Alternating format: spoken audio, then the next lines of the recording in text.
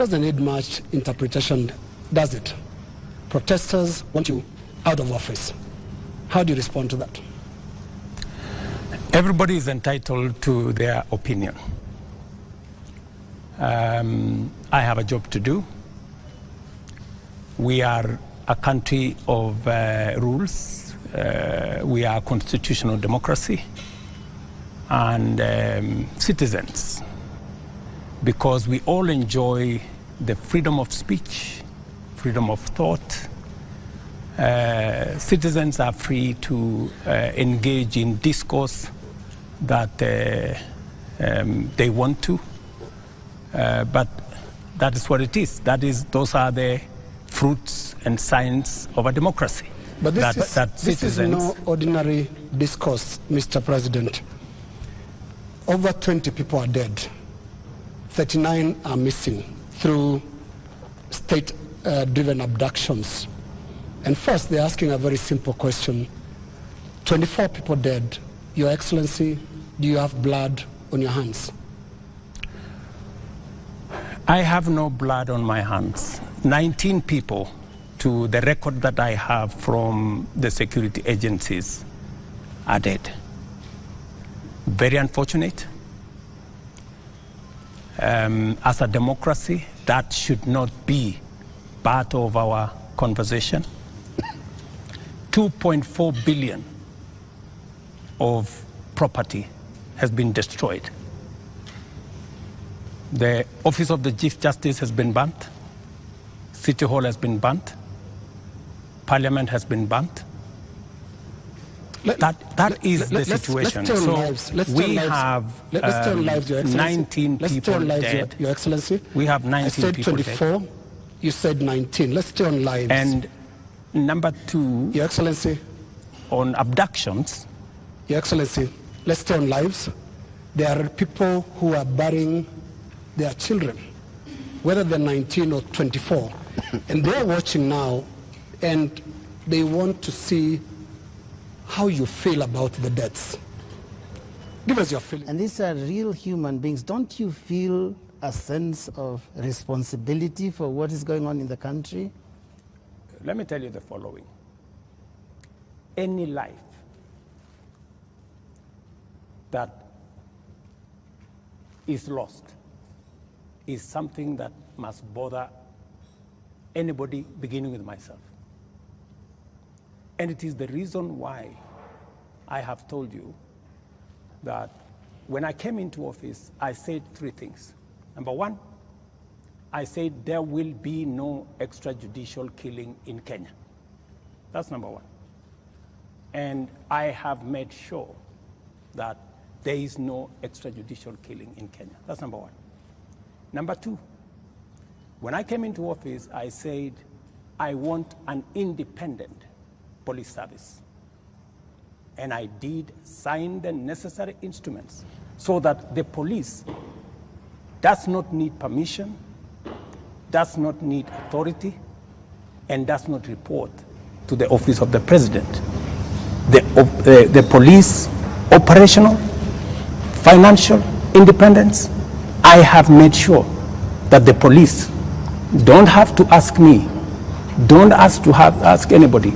They operate independently. And number four, it is true that children got into situations that they became victims of the demonstrations.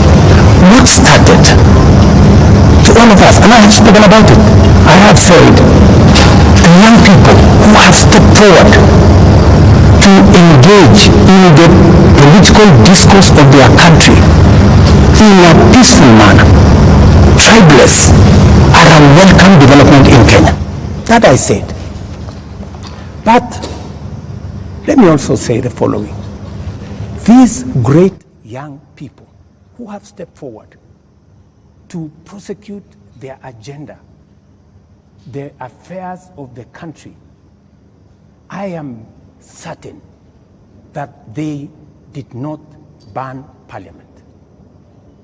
Criminals and other agents who took advantage of a legitimate concern of Kenyans, stepped in, went and banned the Chief Justice's office, went and banned City Hall, went and banned Parliament, and destroyed property of innocent citizens. The parents, Mr. President, what are you telling them? These things have happened under your watch. I am telling under your watch. I am telling every parent, I have kids like they do. And I care when there are issues in town where criminals can take advantage of situations and create a situation where the police have to use rubber bullets, the police have to use live bullets in some cases, because that is what an independent police service has to do. And I am sure the police have a record and have an explanation for every incident that they were engaged in. And here is the incident, Mr. President. Just a moment. Here is the incident, Mr. President. This boy, 12-year-old, took 8 bullets into the body of a 12-year-old boy. What would you tell the mother of that boy? That boy is alive, right? No, it's not. Kennedy Onyango died. He's died. So he's the one who died? Yes. So you're not talking about the person who was shot with rubber bullets? No. No. Yeah? Shot with bullets 8 times. Let me tell you. Yeah. In Ngong, this is the situation in Ngong, right? In Ngong, there was an incident where the police were overpowered by criminals.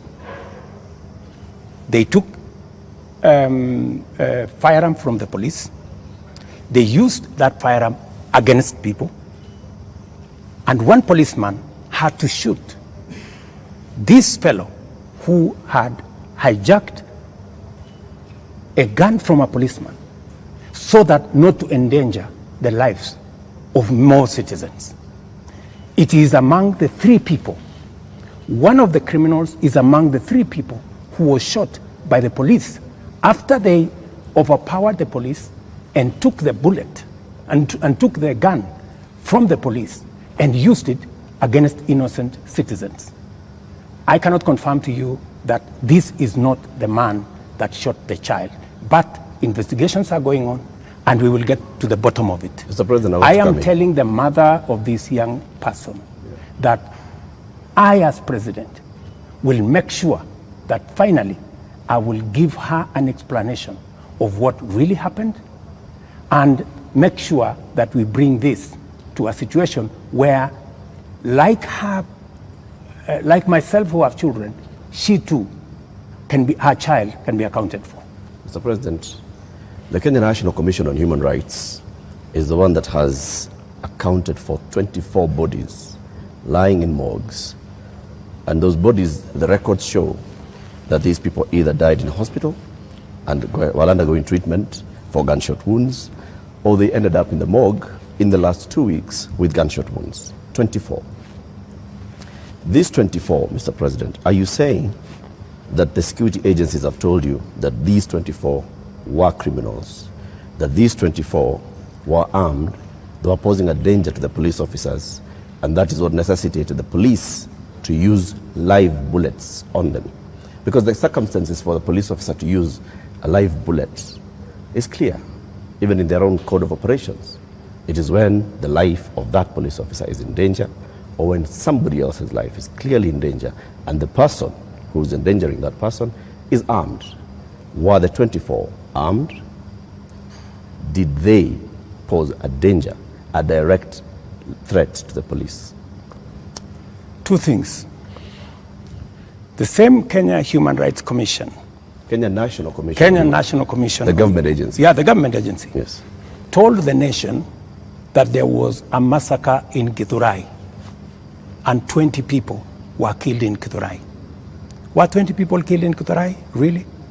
The Kenya National Commission on Human Rights does not have records of 20 people killed. No, but that's their statement. It is a statement that is public.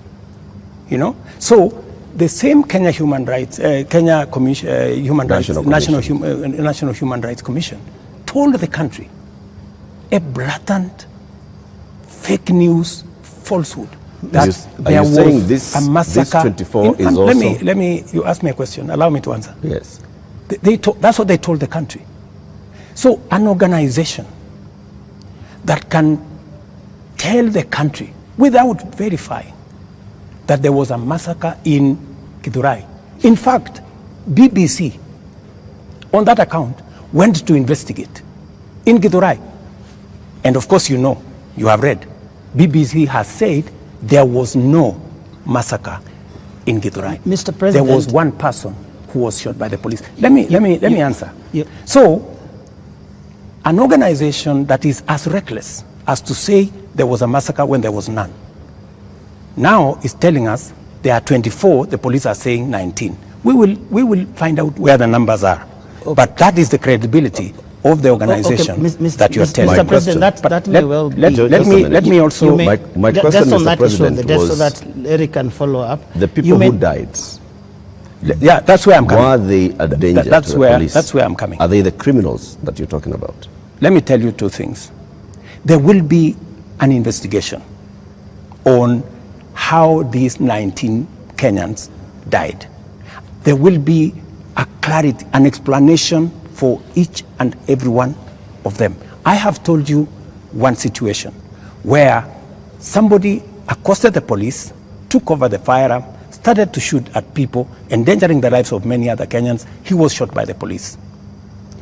There is a situation in Parliament. How did the invaders in Parliament? They invaded Parliament and went straight for the armory at the Mausoleum. They went straight at the armory at the Sergeant at Arms office. Those are the investigations that we will get into, and a proper explanation will be given to the country. Are weapons lost? What I am saying... Are the weapons at the armories and the Mausoleum and inside Parliament? That is why there will be an investigation of how these armories were attacked, and how did these people know that there was an armory in Parliament? Mr. President, you may not believe the Kenya National Commission